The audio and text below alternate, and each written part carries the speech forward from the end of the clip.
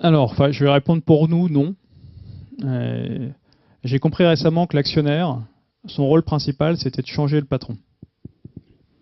Voilà. Finalement, l'actionnaire, c'est le patron du patron. C'est le manager du patron. Enfin, pas le manager parce qu'il n'est pas là au quotidien, mais voilà, c'est celui qui a le droit de vie ou de mort sur moi, donc.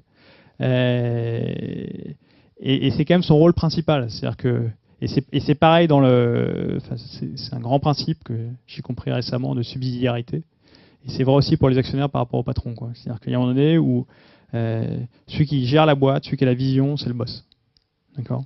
L'actionnaire, il valide ou pas cette vision. Mais c'est tout. C'est pas lui qui a la vision. C'est-à-dire que, éventuellement, ce que peut faire l'actionnaire, c'est je dis, on va ouvrir 18 pays l'année prochaine. Et il peut me dire non. On n'ouvre pas 18 pays. Mais c'est pas lui qui va me dire, tu vas ouvrir 18 pays l'année prochaine. Je sais pas si tu vois ce que je veux. Ça a quand même strictement rien à voir. Et donc, non, donc nous, notre actionnaire, il nous a poussé sur.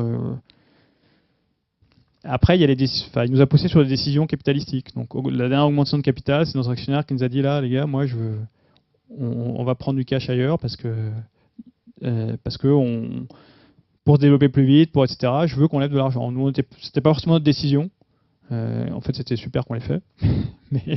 mais voilà, lui, pour le coup, voilà, ça c'est des décisions où il entre en jeu. Parce que c'est son capital. Donc c'est lui qui va être dilué, c'est lui, etc. Mais par contre, sur tout l'opérationnel, tout le quotidien de la boîte, normalement, un actionnaire ne doit pas s'y intéresser, quoi. Sauf si ça commence vraiment à merder ou qu'on lui demande de venir nous aider. C'est aussi une équipe. Hein.